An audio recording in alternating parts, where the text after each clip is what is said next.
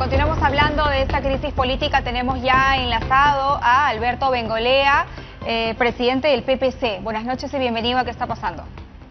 Hola Perla, ¿qué tal? Buenas noches. Bueno, yo me gustaría, buenas noches, Alberto Bengolea, me gustaría... ¿Cómo estás? Buenas. Gracias.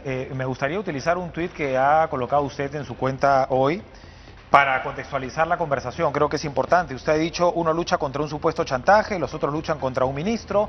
Mientras tanto, en el Perú real, miles de peruanos luchan por salvar su vida. Ya paren la peleita irresponsable. ¿Cuántos más deben morir antes que logren consensos? Es cruda su reflexión, pero tiene mucho de cierto, ¿no? Porque lo que pasa en el hemiciclo, finalmente a veces ni siquiera se enteran miles y millones de peruanos que no tienen nada que comer o que están luchando contra una pandemia. ¿Cómo se pudo haber evitado lo que ha ocurrido en el Parlamento, señor Bengolea? De mil maneras, Nicolás. Lo que parece es que perdemos la perspectiva muy rápido en el país. Y entonces yo he escuchado hoy día a muchos comentaristas, a muchos periodistas. Lamentablemente en el Perú hoy día la mayoría de los periodistas practican periodismo de trinchera y están de un lado o de otro. Y a todos sumándose a la pelea cuando de lo que se trata es de terminar la pelea. Mira, para que haya pelea tienen que haber dos. Así que acá no hay que él tiene la culpa o que aquel tiene la culpa. Los dos. Cualquiera de los dos, responsablemente, poniéndose al nivel de lo que el Perú necesita, tendría que pensar que más allá de sus propios intereses o de sus propios deseos o de sus propios honores políticos, está la vida de cientos de peruanos que se juega todos los días. Mientras estamos hablando tú y yo, hay peruanos que están muriendo en la calle, en su casa o en los hospitales. Eso es lo más importante.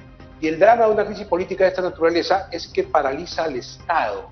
Y eso sí puede ser francamente terrible. La paralización del Estado es algo que nos puede golpear a todos, porque claro, si no hay ministro, en esa situación de incertidumbre, ¿tú crees que un funcionario público firma con facilidad documentos que se necesitan para avanzar? No, se muere de miedo. Entonces estamos paralizándolo todo. Y lo que necesita el enfermo son respuestas del Estado para el oxígeno, para la medicina, para la atención.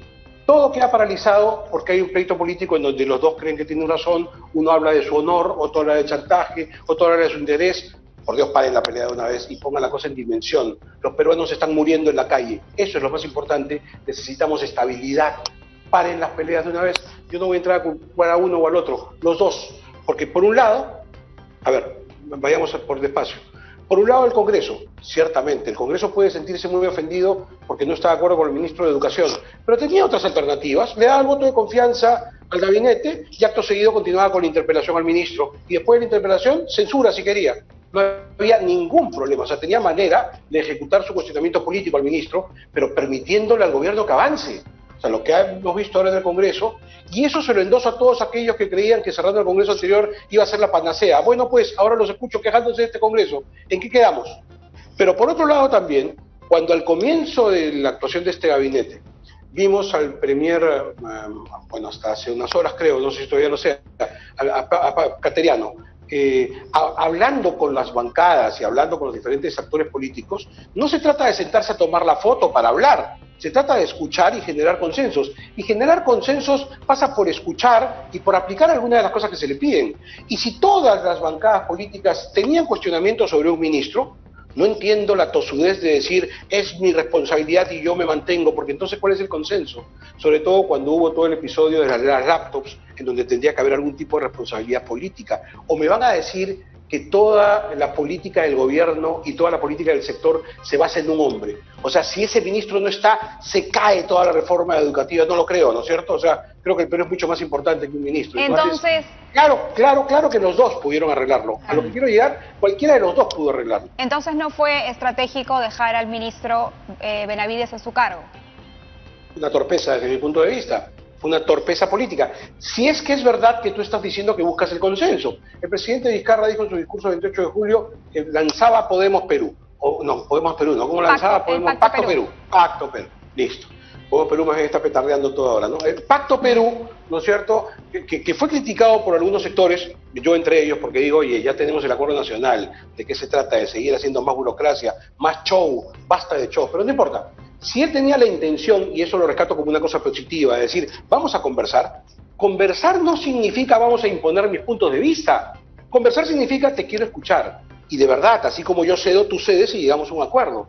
Pero hace rato en el Perú, Perla, estamos con esta mala costumbre de creer que hacer política es combatir al enemigo y vencerlo y derrotarlo y caerle la boca y apagarle el caño y patearlo. Así no vamos a ir a ninguna parte en el país. Esto no puede ser. Y me lamento que hoy escuche más bien a varios analistas que más que analistas parecen barras bravas, dándole consejo a Vizcarra a ver cómo sigue la pelea, o consejo al Congreso a ver cómo sigue la pelea. De lo que se trata es de terminar la pelea, porque repito, pongamos el foco en donde debe estar. Hay cientos de peruanos que mueren todos los días. Ellos son los importantes hoy día, no los pleitos que cada uno pueda tener. Ok, y entonces, ¿cómo terminamos la pelea? Porque es verdad, nos encontramos en una situación de salud pública terrible. Nos encontramos en medio de una pandemia que nos deja sin armas para luchar. La gente que se muere en una silla de ruedas, que se muere en su casa porque no tiene una cama de cuidados intensivos, porque el Estado no se da abasto, y esa es la realidad. No podemos decir otra cosa porque eso es lo que está pasando. Se hacen esfuerzos, pero la demanda es mucho más grande de lo que se puede ofrecer. Entonces, pues, ¿cómo lo paramos? ¿Cómo decimos, bien, hasta aquí, nos queda un año de gobierno y entonces hagamos las cosas de una manera diferente? Magnífico, Perla. En esta coyuntura concreta la cosa es bien sencilla. A ver, al gobierno le han dicho, oye, no quiero a este ministro. El gobierno sabe entonces que si no presenta a ese ministro le van a dar el voto de confianza. Que no lo presente, pues. O sea, ¿por qué es indispensable esa persona? Que mantenga su política de Estado con respecto al tema educativo, porque ahí he escuchado que se dice es defender la reforma universitaria. Que continúe, vamos a blindar a SUNEDO, yo estoy de acuerdo. Adelante, a SUNEDO hay que blindarla, que continúe. Pero ¿por qué vamos a condicionar toda la presencia de una persona que es cuestionada por las bancadas del Congreso elegidas por el pueblo? Entonces, si esa es la dificultad, no lo presenten. Ahora, imaginémonos que no. Vizcarra no sabe hacer eso, él cree que tiene que pechar y recibir el aplauso de la... Ya, ok, que vuelva a presentar a su ministro. ¿Qué le digo al Congreso? Denle el voto de confianza. Después del voto de confianza, llamen al ministro, interpélenlo y censúrenlo. Pero no paralicemos al país. Lo que te acabo de decir es, Vizcarra lo puede arreglar, y si él no lo quiere arreglar, el Congreso también lo puede arreglar. Cualquiera de los dos, teniendo el gesto de estadista, de saber que más importante que sus propios intereses son los intereses del país, que más importante que un ministro o que un plan de gobierno, que cualquier cosa, es la vida de los peruanos. ¿Cuánto vale la vida de 100 peruanos? ¿Un ministro? O sea, ¿la continuidad de un ministro vale la vida de 200 peruanos? ¿De 300 peruanos? ¿El que el Congreso diga, a mí no me vas a fechar, vale la vida de 400 peruanos?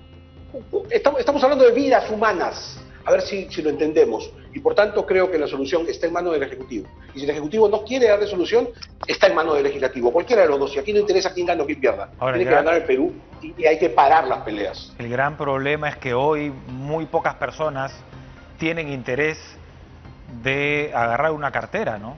Lamentablemente, ministros expuestos. Además, este gabinete que ha durado menos un mes.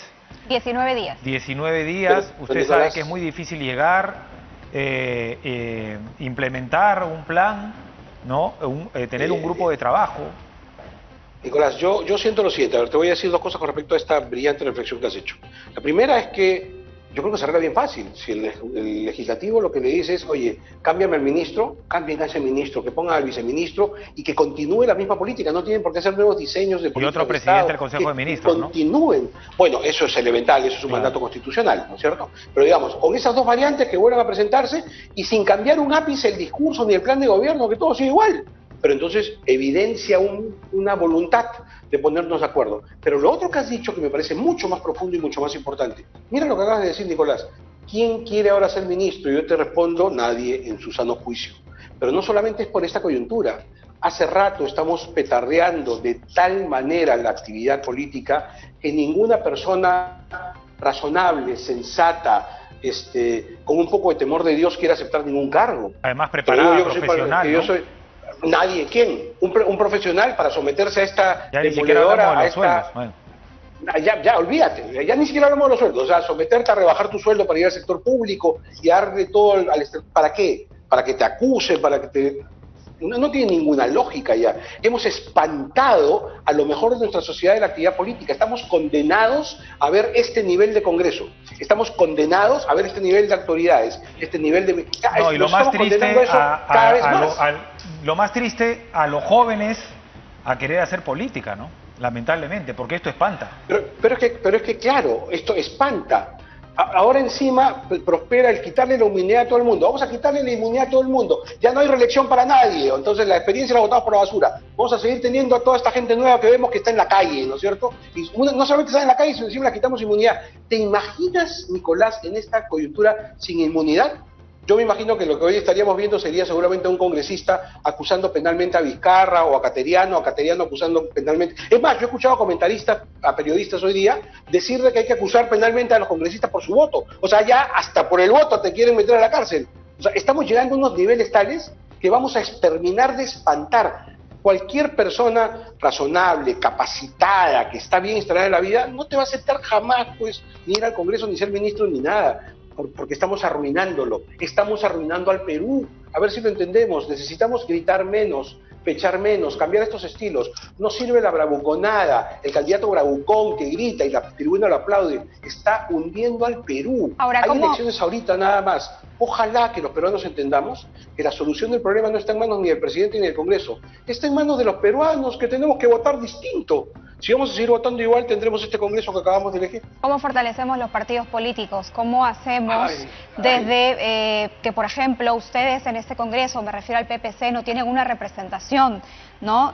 Los resultados obtenidos en las últimas elecciones lamentablemente no les fueron favorables y no lograron llegar al Parlamento, pero allí también hay mucho que hacer para que justamente los partidos que lleguen sean de trayectoria, sean de historia y tengan un mensaje político coherente. No tengan intereses. Y no tengan tantos intereses. Y no tengan intereses. A ver, Perla, Nicolás, acaban de dar el clavo. El PPC es un partido con 50 años de historia que defiende ideas, porque si tú escuchas un discurso de hoy, de cualquier líder del PPC, y lo comparas con el de los líderes históricos, básicamente defendemos las mismas ideas, por tanto predecibles.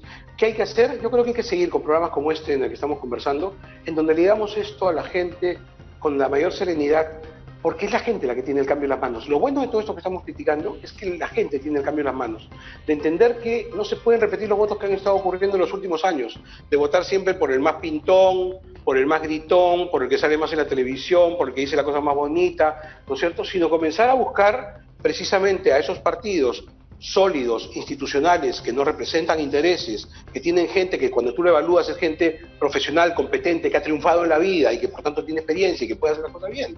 Entonces, ¿quién puede cambiar las cosas? Esta es la buena noticia, Perla: el votante, el ciudadano, el peruano, que tiene que dejar de votar como ha estado votando últimamente y que con su voto puede cambiar la historia del Perú.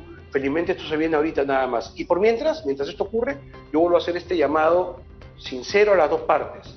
A Martín Vizcarra: si de lo que se trata es de llegar a un acuerdo, si quiere un pacto, lo primero es entender y escuchar que los otros que están allí, porque él cerró el Congreso anterior y porque el pueblo sentó a esa gente, ellos le dicen que no quieren ese ministro, cámbielo, siga con la misma política, pero no puede ser que el Perú dependa de una persona. Bien. Y por otro lado, si eso no ocurre, decir a la gente del Congreso: déjense de tonterías, denle el voto de confianza, que el Perú necesita avanzar, y después continúen con todas las armas que la Constitución les habilita para hacer el control político que sea necesario. Pero esto se puede solucionar. Muchas gracias, Alberto Bengoechea, presidente del PPC, por conversar esta noche con nosotros.